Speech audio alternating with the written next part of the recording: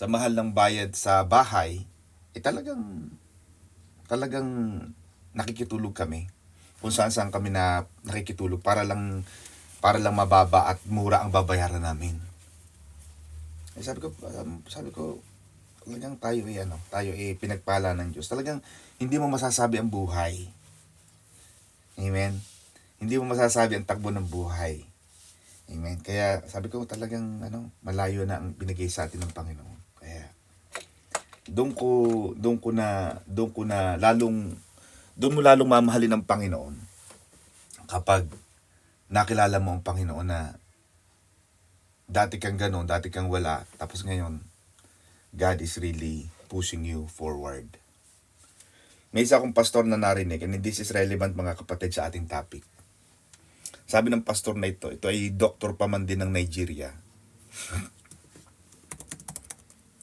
Sabi niya, kung ako'y kasi pinag-uusapan namin kahapon at Timilen, yung tithing. Habang nagdadrive kami, mga 2 hours yun eh. Siyempre, habang nasa church, nasa kotse ako, nagmi-minister na rin ako sa family ko. Hindi sapat na nagmi-minister ako sa congregation, tapos sa family ko, hindi naman ako nangangaral. Nangangaral din ako sa kanila. Sabi ko sa kanya, may pastor na taga Nigeria. Sabi ba naman niya, Pastor Saldi? At itong si Crypto Dollar. Hindi ko alam kung narinig yung si Crypto Dollar. Si Crypto Dollar, isang big pastor din yan sa Amerika. Para mga Benny Hinn yan. Mga Kenneth Copeland, mga ganun ang katapat niyan. Sabi ba naman pinakita na nung pastor na ito sa kanyang video. Marami din isang tagapakinig sa Nigeria. Sabi niya, ang pag-ika po, mali. Hindi ito ang sinasabi ng Bible sa New Testament. Wala na ito sa New Testament. Hindi ito itinuro ng Panginoon sa New Testament. Tapos ang sabi pa niya, at mga kapatid, sabi niya,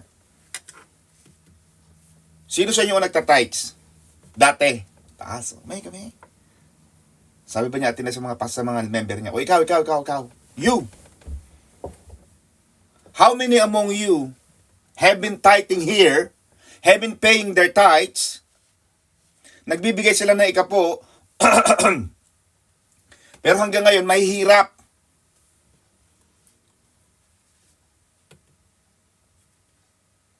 Sabi niya gano'n, mahirap daw. Marami daw ngayon mga nagtatites. Hanggang ngayon nagtatites, mahihirap. Unang sagot ko dyan, Atine. Kung ako nandoon sa congregation na yon, tatanungin ko doon si pastor. Pastor, tatanungin ko kayo kung talagang kayo ay pastor at kayo ay talagang tinatayuan ninyo ang salita ng Panginoon. Okay? Sinasabi ninyo na yung mga nagtatites ay bakit ang iba'y mahihirap. Ang tanong ko sa inyo ay ito. Talagang sabi ko, minsan, kailangan mo ipaglaban ng katuwiran kahit mga pastor. Kasi minsan may nagdiligaw eh. Nakalagay yan sa Bible mga kapatid na sa huling mga sandali, sa huling mga panahon ng ating mga paglilingkod na ito, maraming lalabas ng mga bulaang guro at bulaang propeta. Kung ako'y nandoon at alam mo sasabihin ko, Pastor, ang tanong ko sa inyo ay ito, sinasabi ho ninyo na yung mga nagtatites, bakit ang ilan sa kanila, hindi lahat, of course, maraming nagtatites, yumaman. Maraming nagtatites, naging maganda ang buhay. Ang unang tanong ko dyan mga kapatid ay ito. At ito ay bahagi ng batas ng kasaganaan. Okay? Kasi pinag-uusapan namin kahapon at Timilen eh. Dati hindi naman kaming tither eh. Dati, paano ka magtatites at Timilen? Wala ka namang kinikita. Natatawag ako kay Bishop, Ma'am, Dad, wala akong pera din eh. Ako walang trabaho. So wala akong ibigay sa Panginoon. Dahil wala akong kita. Kaya sabi ko dito, kung kayo nandoon natin sasabihin ko kay pastor, bakit in the first place, sino ba ang nagsabi sa Bible na pag nagbigay ka, yayaman ka? Hindi, sabi ng Panginoon sa Malakay 3:10, bubuksan niya ang durungawan sa langit Marami hong sagot dyan, pastor. Number 1, yun bang blessing? Kailangan ba laging material blessing? Kailangan ba laging material blessing? Hindi. Maraming blessing ang Lord na hindi material. Maraming pagpapala ang Panginoon na hindi mo pwedeng bilangin sa dami ng pera. Maaaring wala tayong pera in terms of monetary value, pero maraming pagpapala ang Diyos na hindi mo nakikita. The fact na buhay tayo, wala tayong sakit, nakakakain tayo ng gusto natin, hindi nasunog ang bahay natin, hindi nabangga, hindi namatay ang mga anak natin, hindi nakulong ang mga anak natin. These are some forms of blessings already. Hindi kailangan laging pera. Hello? Number 2, Atine. Sinasabi ng pastor, ba't ikaw, you! Ginanon pa niya, you! Hanggang ngayon nagtatights ka, pero ngayon mahirap ka. Second na sagot ko dyan, Sister Pressy. Sino bang nangako? Pastor bang nangako? Sinabi ba ni Pastor Saldi na, kayo mga kapatid sa Italy, pag nagbigay kayo na ikapunyo, pagpapalain ko kayo. Sino ba ang nangako? Si Pastor ba? Si Pastora ba? Sino ang nangako? Na pag ikaw ay nagdala ng 10 bahagi, maliwanag sa salita ng Diyos, Atine, na kapag dinala mo ang iyong 10 bahagi, sinasabi ng Panginoon, at babasahin uli natin for the purpose of our discussion, Malakay 3:10, you are cursed. And this is mentioned about in Malakay chapter 3,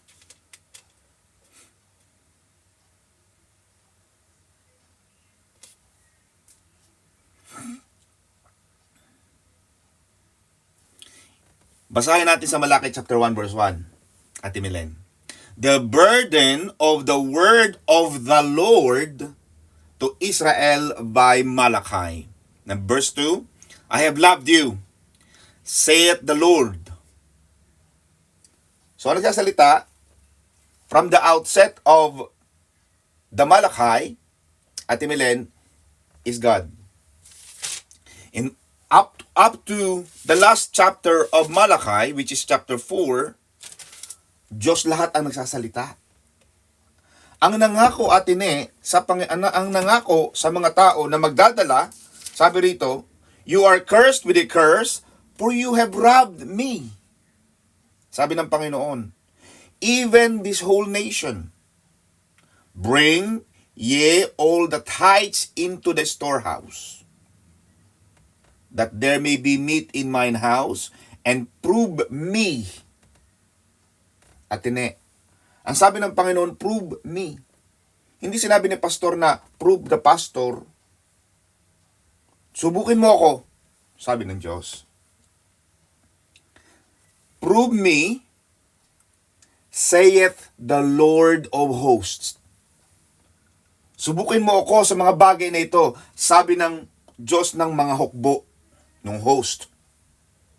If I will not open for you the windows of heaven, and pour you out a blessing, that there shall be no room enough to receive it.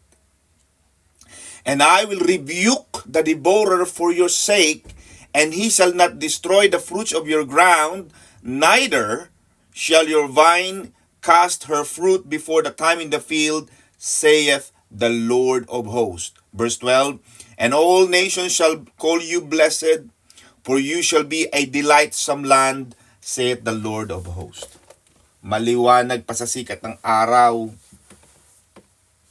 Sister Jen Coro ng Greece.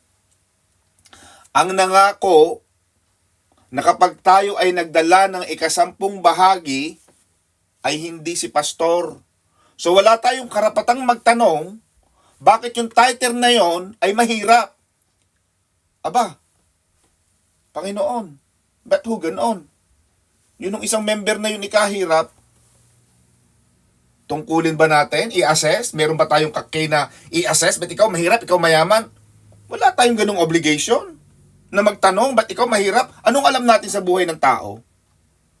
Nagsasabi ba yung tao nagtatay na naghihirap siya? Hindi. Bakit? Sinabi ni Haring David, Atine, maliwanag na sinabi ng isang hari, isang prominenteng hari, sikat na hari ng Israel, na kailanman ang taong matuwid ay hindi ko nakitang pinabayaan at namalimos ng tinapay. Sino tayo bilang pastor na magtanong sa ating mga miyembro na ikaw tither ka, bakit mahirap ka pa rin? Hindi mo yan problema, kapatid.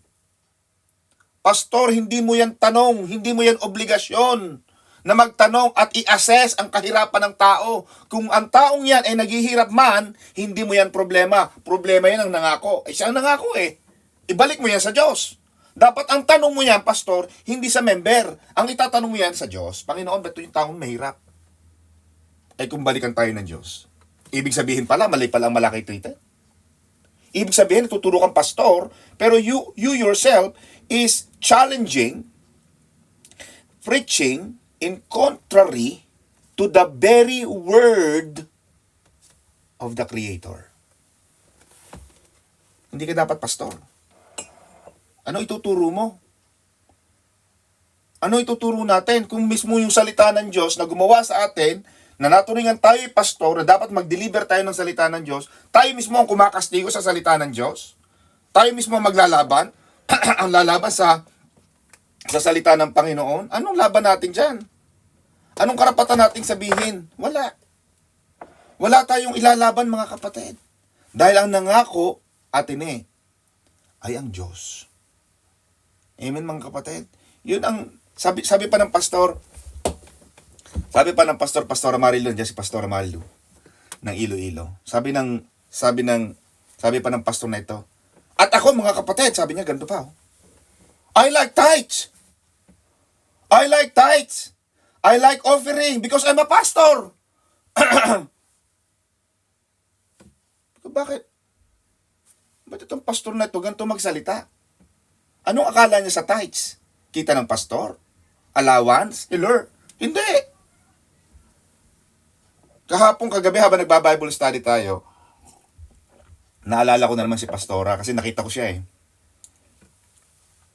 Nag-transfer ako ng, ma'am, ito po may pangkape kayo. Ang dami namang kape dito, anak. Ay, pangkape.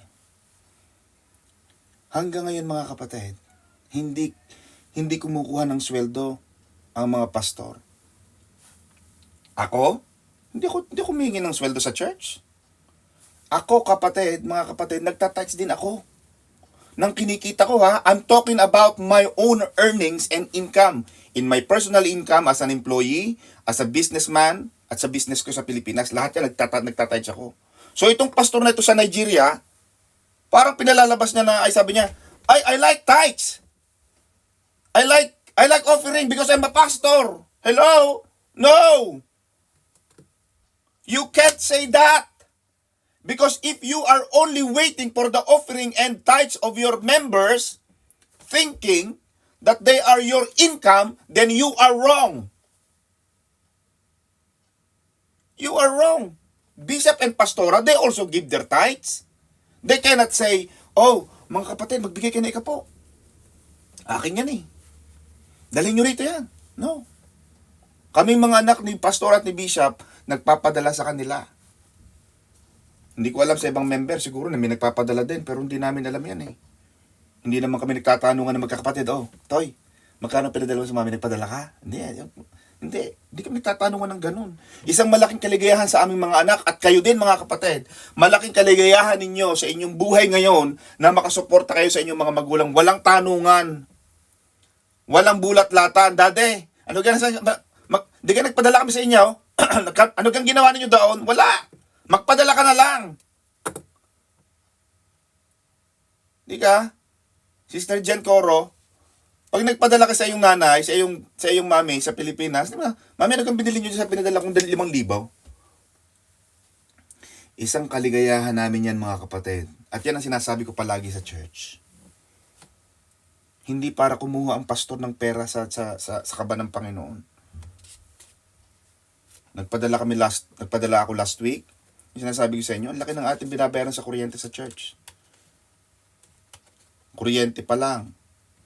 Yung mga manggagawa, yung mga prison natin, yung mga ministries natin, nagpapahayo tayo. Nagpapaprint tayo ng mga BML, ng mga literatures. So yan, mga kapatid, ang sinasabi ko na itong pastor na ito, hindi ito tama na sabihin niya na, akin yan. Pera ko yan. No. Dahil kami man, Ate Milen, hindi ako pwedeng mangaral ng salita ng Diyos. Tapos, hindi ko ginagawa. Ay, ano ako, wala akong kwentang pastor. Kasi nagtuturo lang pala ako, tapos hindi ako gumagawa eh. Oh. Nag-o-offering ako, nagta-tithes ako. Kaya hindi ko pwede sabihin sa London ako, London ha, akin yan. No. In fact, sabi ko nga sa mga taga-London, kahit mga kapatid, pag samasamahin nyo pang sweldo nyo, hindi nyo kayang itaob ang sweldo namin mag-asawa. Kahit magsama-sama pa kayo. Hindi namin kailangan ng sweldo ng bigay ng tao eh. At ayoko nung parang binibigyan, parang awang-awa, ayoko nun. Gusto ko ako ang nagbibigay. Pero itong pastor na ito, na pagsabihin na, akin yan, gusto ko yung magbigay kayo ng tithes kasi gusto ko yan eh. Hindi kita ng pastor ang tithes. Ito ang tanong, Ate Milen. Sabi ng pastor na ito, nakasulat ba sa Bible? Nakasulat ba sa Bible ang tithes? Unang sagot ko dyan, Ate Uye. At kayo mga kapatid, magkaroon kayo ng pag-iisip. Ang sagot ko dyan, nakasulat ba sa New Testament ng tithes? Kaya marami mga churches sa Pilipinas hindi nagta-tithes. Kaya ang hihirap. Kaya pa nagkakasakit, talagang inaman sakit. Kasi walang ma-stop ang Panginoon at Uye. Walang magamit ang Diyos. Hindi sa hindi makapangyarihan ng Diyos, hindi. But yun ang format eh. Yun ang agreement. Amen ba? Hindi pwedeng, Panginoon, bahala ka na sa akin ha, pero teka muna. Sabi ng Panginoon, babalikan kita sa Malakay 3:10. Now, ang ika-10 bahagi, Mami Bebang, yun pong ika-10 bahagi yung tithes ng mga born, kasi may mga taga-sanlibutan, sabi, naku, yung mga born again, lagi yung nagta-tithes. Lagi yung ika-10 bahagi, nagbibigay sa Diyos. Sige, huwag ka magbigay. Huwag mo nang ibigay. Kainin mo na, ibili mo na lang ng pagkain mo. May mga nagtatouch parang nagpapaluwagan. Sanay na sanay sa mga paluwagan, mga hulugan, mga ganoon. Parang ba, ang dami ko na ibigay sa church na yan. Naghihintay ng tubo. Naghihintay kung kailan sasahod. Anong kala nyo rito, co-op? May mga nagtatanong parang ganoon parang nagpautang. Ang ika-10 bahagi, Sister Tess, Sister Cecil ng UK, hindi yan nagmula sa New Testament. Hindi yan nagmula sa Old Testament. At ang Old Testament na sinasabi, Ate Uye, yan ang tinatawag nilang Mosaic Law. Batas ni Moises. Pero pag tiningnan mo, Ate Milen, from the very beginning, from the outset, from the preamble of the Bible, in the book of Genesis chapter 1 and up to chapter 30, ang Genesis mga kapatid, sa Genesis pa lang, Ate Ne, nagbigay na si Adan at si Abel at si Cain. Correct? Diba? Nagbigay na si si Adan, si Cain at si Eva. Hanggang Genesis chapter 30. Genesis chapter 1 hanggang 40. Just want to make sure mga kapatid. Up to 50. Nagbigay na, Ate Uye, si Cain at si Abel. Hindi first time. Ibig sabihin, Ate Uye, from the beginning of time, ginugusto na ng Panginoon, nire-require na ng Panginoon ng taong magbigay sa Kanya. Correct? So, hindi nagmula kay Moises. Secondly, ang ika-10 bahagi, kapatid, ay hindi nagmula sa Old Testament. Hindi nagmula sa Law of Moses. The tithing began from the written account, historical account of the Bible. It began from the time of Abraham when he met Melchizedek. Isaac gave his tithes. Jacob gave his tithes. And when we say about tithes, it's 10%. 10%, mga kapatid. Okay? When Moses came, It's 100 years mga kapatid. Gaano kalayo, i-google natin, how long was Moses born after Abraham? So it's about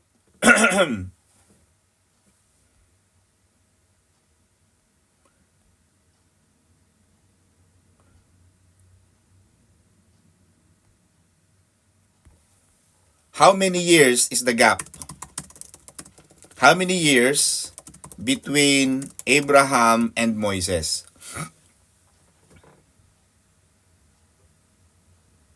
Because as we all know mga kapatid, ito ang titingnan natin timilin eh. Matatandaan mo na si Abraham, Isaac, and Jacob, naging anak niya sina Joseph, di ba? And then napunta sila ng Egypt. 430 years yon, di ba? Kung ako natatandaan nyo mga kapatid, ang aral natin, ang naging alipin ng Ehipto ay ang mga Israelita na anak ni Jacob. Nagkaroon si Jacob ng 12 tribes, si Manasseh, si Ephraim, etc. Naging part nila si Joseph. So, ang diferensya ni Abraham at ni Moises, almost 500 years.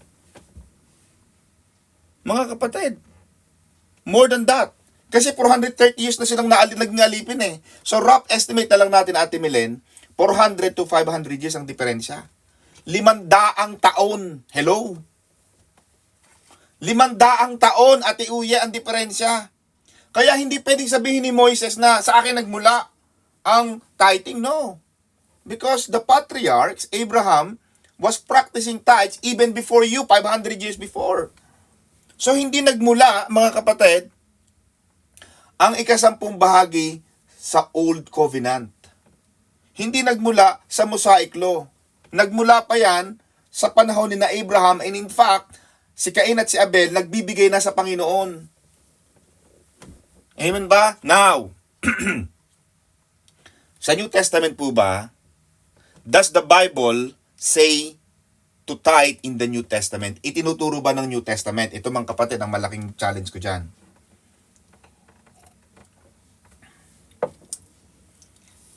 Hindi po itinuro ni Jesus ang ika-10 bahagi, mga kapatid. Hindi raw itinuro ni Jesus ang tithing. In fact, pag nakita mo talaga, Ate Milen, ang main reason why Jesus came down is not to preach. Hindi magturo. Kaya minsan mapapansin mo, may mga hindi siya pinapagaling, di ba? Kasi hindi yun talaga ang main purpose ni Jesus.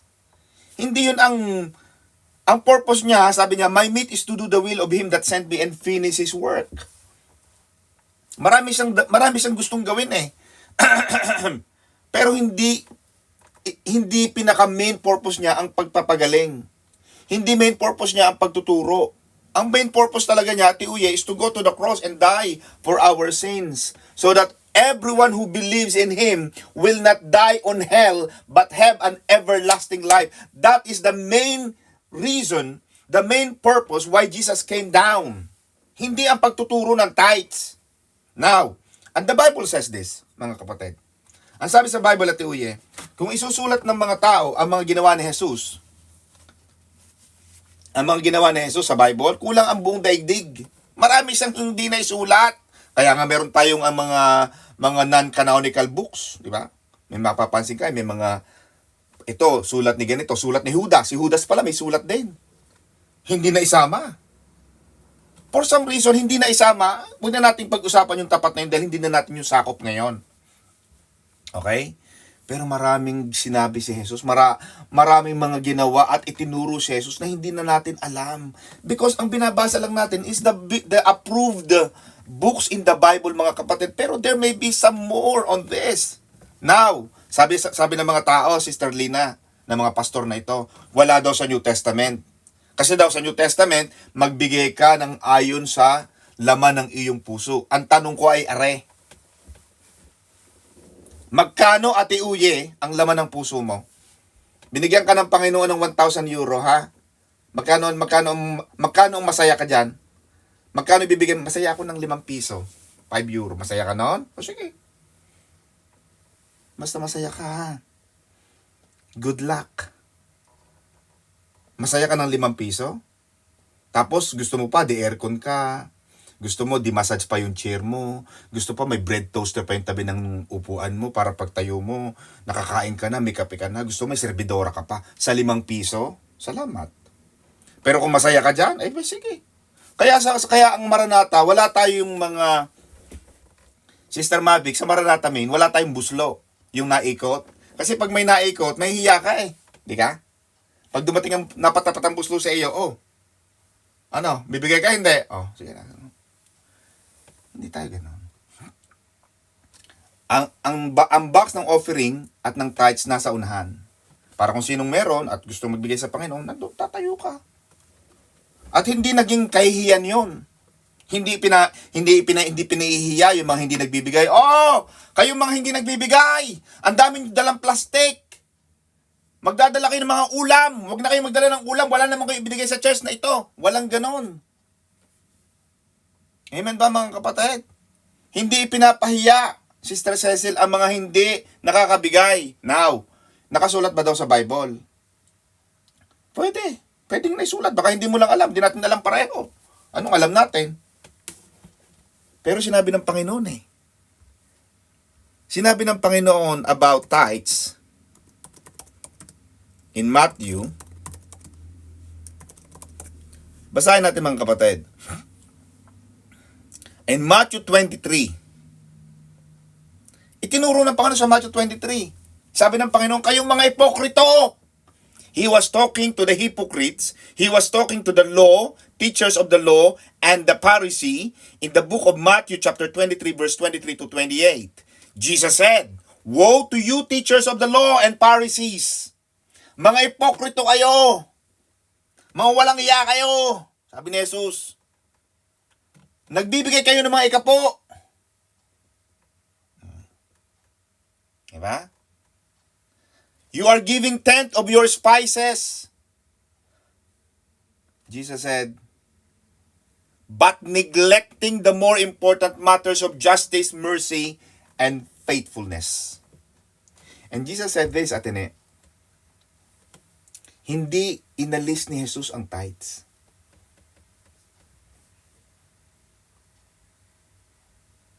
Jesus could have abolished it.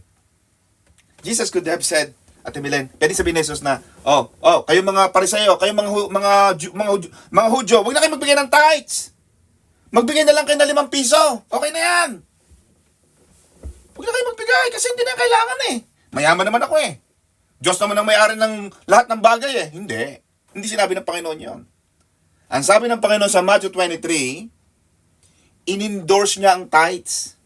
Sabi niya, do the tithing, but do not forget yung mercy, justice, and faithfulness. Huwag mong kakalimutan yung tatlo. Yung justice, mercy, and faithfulness. Pero, hindi inalis ni Jesus ang tithes. Hindi niya pinagbawalan at iuye na huwag kayong mag-ikapo. Bakit? Siya rin na nagsalita sa Malakay eh. Bakit niya lalabanan yung salita niya? Siya mismo nagsabi, now at iuye. Yung nagsasabi na, pastor, masaya ako sa 5 piso. Sige, kung masaya ka dyan, hindi, wala tayong problema. Pero tandaan mo kapatid, ano ba ang nagpapasaya sa Diyos? Ang lagi mong tatanungin, anong porsyento, wag yung nagpapasaya sa'yo, kasi ang saya mo minsan subjective eh. Amen ba? Ate Uye, minsan ang feeling mo, hindi maganda ang mood mo ngayon, ako, hindi ako masaya eh. Hindi ako magbibigay. Di ba? Subjective. Masama pakiramdam ko eh, hindi ako magbibigay. Subjective. Tingnan mo palagi, anong barometer ang ginagamit ng Panginoon? Anong sukatan ang ginagamit ng Panginoon? Sabi ng 2 Corinthians chapter 9 verse 6, King James Version, but this I say, he which soweth sparingly shall reap also sparingly. Sige. 5 piso ang gagamitin mo ha. Pero wag kang umasa sa Panginoon na deserve mo na hihingi ka ng multimilyon. Kasi 5 piso ang tinatanim mo eh. Kung ang pinagbabasehan mo lang pala New Testament, sige, basahin natin yung New Testament mo. Ang sabi ni Apostol Pablo, siya nagtatanim ng sparingly, yung panakanakang pag-ulan at pagkidlat. Alam mo yung pag nagbabalita, yung panakanaka, may mga ganun eh. Yung pag-ulan, Ate Uye, Sabi ni Mike Enriquez, napatay na naman itong si Mike Enriquez. Sabi niya, sa bandang Batangas, meron hong panakanakang pag-ulan at pagkidlat, mga amihang dagat, amihang hangin na nagmumula sa gitnang silangan, mga ganyan. May mga nagtatanim, panakanaka. Kaya sinasabi ng New Testament, kung ikaw ay panakanaka, alam mo yung panakanaka, paminsan-minsan. Para kang sekreto, yung kumakanta ng mga paminsan-minsan. Yung paminsan-minsan ka lang nagtatanim, sinasabi ng New Testament mo, kapatid, kung talagang New Testament pinaniniwalaan mo, di paminsan-minsan ka lang di mag-aani. At ang sabi ng Panginoon, sa anumang New Testament ito, atene, sa anumang sukatang gagamitin mo, sukatan ding yan ang gagamitin ng Diyos sa iyo. Kung 5 piso ang ginamit mo sukatan, kutsarita, huwag kang umasang magpapadala ang Panginoon ng baldoser. Ang ginamit mo kutsarita eh. Amen ba? Unfair naman yun sa Diyos. Hello? New Testament pa lang pinagbabashare mo. So sige, New Testament. Yan ang sabi ng Panginoon. Amen ba? Kaya, mga kapatid, na sabi pa rito, itong pinagbabasihan nila itong ginagamit ng New Testament believer ng mga tither, mga kapatid. Natapos na ako mga kapatid, mga 1 hour na lang. At pag sinabi ko mga kapatid na malapit ako matapos, huwag kayong umasa na malapit nang matapos. Matagal pa ito. Every man according as he purposeth in his heart, so let him give, not grudgingly or of necessity, for God loveth a cheerful giver. Anong susulat si Apostol Pablo? Hindi natin na masama. Hindi natin ina-undermine, hindi natin pinapababa si Apostol Pablo dahil siya ay ating kapatid sa pananampalataya. Pero pag inihambing mo, Ate Milen, ang sinabi ng ating Panginoong Jesus sa Matthew 23, na hindi tinanggal ni Jesus ang tithing. Maaaring walang itinurong partikular si Jesus, hindi kagaya ng mga beatitude, wag kayong ang sino mang umiiyak ay makakakita ng salita ng Diyos. Wala ang Panginoong maaaring itinuro patungkol sa tithes, pero wala rin hindi niya rin tinanggal eh. So the thing is mga kapatid, yung sinabi ng Panginoon mismo sa Malakay 3 o sa Book of Malakay will remain standing until such time it is actually revoked by God. Pag mismo Diyos na nagsabi na wala na magta-tithes, magbigay na lang kayo ng gusto nyo, so sige. At kahit maging ganun ang parameters natin mga kapatid, kahit maging ganun ang basihan, ano ang nagpapasaya sa'yo? Kaya maraming tithes ngayon hindi makabayad ng renta. Kasi ang saya lang ng mga tao, yun lang gusto nila. Hindi na tuloy sila maging giver. Nawala na yung saya. Kaya ngayon, hindi na sila makapagluto. Wala na makapagluto ng pagkain. Paano ka makakaluto ng pagkain, Atine, sa 5 pisong euro? Tapos ang iba pa ay mag-excel, walang lechon. Lechon? Hello? Anong lechon na pinag-uusapan natin? Baka ni kawali, hindi ka makabili. Ang gusto lagi ng iba, lechong kawali, mga lechon de leche, mga kapatid. Mag-isip-isip kayo. Ha? Kaya na sinasabi ko bang kapatid, ang tithes, isa-wrap up na natin, nagsimula pa yan kay Abraham, nagsimula kay Cain at kay Abel. Kaya nga si Cain, pinatay niya si Abel eh. Hindi natin alam ang istorya talaga hanggang ngayon. Basta alam lang natin, pumili si Abel ng pinakamaganda. Masaya siguro siyang naglingkod, masaya siguro siyang naghandog sa Panginoon. Pumili siya ng the best, pinakamagandang tupa. Ito si Cain naghandog din. Pero maaaring hindi siya masaya. Maaaring basta na lang naghandog. Kaya dapat ang paghahandog mga kapatid, masayang masaya ka. Pag nagpapadala ka Sister Jen, Coro, sa iyong nanay, sa iyong pamilya, dapat masaya. At pag nagpadala ka sa Kuya Efren, dapat masaya, hindi yung, aray papadaw sa inyo ha, dapat alam ko ang pinagganuhan ha. Hindi gano'n, huwag ka na magtanong. Huwag nang maurirat. May mga tao laging maurirat, laging nagtatatanong, ano yung pakala mo, nagpadala ka pa huwag ka na magtanong. Pag nagpadala ka, Panginoon ang bahalang magpala sa iyo. At sa lahat ng iyong pagtatapat, sabi ng Panginoon, Ate Milen, ang lahat ng ating itananim sa pagluha, ay mag-aani tayo ng may galak sa Panginoon. Kapag itinanim mo yan sa kaharian ng Panginoon, lahat ng iyong dinadalang ikasampung bahagi at paghahandog, mga kapatid, ang Diyos ang nangako at naging tapat. Ang sinabi ng Panginoon sa Book of Numbers, ang Panginoon ay Diyos na makapangyarihan sa lahat, na hindi kagaya ng taong magsasabi at hindi gagawin.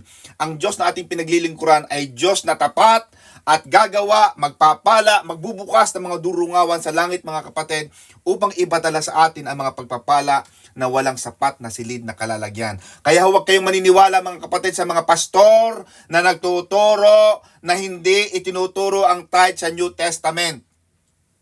Huwag kayong maniniwala sa mga pastor na nagsasabing gusto niya ang tithes dahil siya ay pastor. Ang mga pastor na nagtuturo niyan, mga kapatid, ay mga bulaang propeta, bulaang pastor na kumukuha at hinuhut-hutan ang kanilang mga members.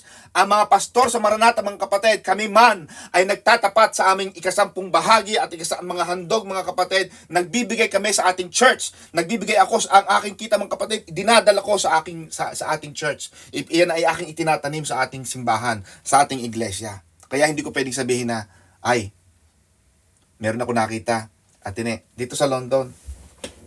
Itong pastor na ito, kilala ko. Sabi niya, Atine, pag mag-holiday, mga kapatid, ako ay mag-holiday.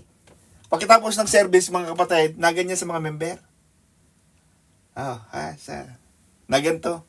Ano gare? At mga kapatid, ito ay ako ang kausap ninyo. Ito talaga nakita ko, mga Lola Bebang, nakita ko ho. Ang pastor ho ay na ganyan. Mga kapatid, walang Maranatang pastor na ganyan. Kami pa ang na ganyan. Hoy, umalis na kayo.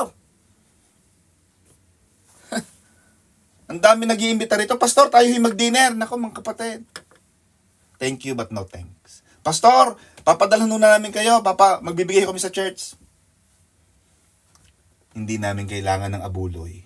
Dahil ang Diyos na pinaglilingkuran natin, mga kapatid, ay sapat at higit na pupunan niya ang ating mga pangangailangan ayon sa kaluwalhatian at kayamanan ng ating Panginoong Hesus. Amen? Kaya ang lahat ng mga anak ng Diyos sa Maranatha ay mga big time, mga kapatid. Big time tayo, mga kapatid. Huwag kayong mananatili sa mga panghihingi at panghihiram, mga kapatid. Bakit? Mayaman ang Diyos natin. At hindi natin kailangan manghingi. Bakit? Diyos ang nangako sa atin eh. Amen ba? Pag Diyos ang nangako, siyang gagawa sa iyo. Sa lahat ng iyong pagtatapat, sa iyong pagbibigay sa Panginoon, siya ang magbabalik sa iyo. Amen? Palakpakan natin ang Lord, mga kapatid. Back to you, Atine, and back to you, Sister Sarah, and Pastor Saldi, and Pastor Amarillo, Pastor Jay, at ang ating mga pastor.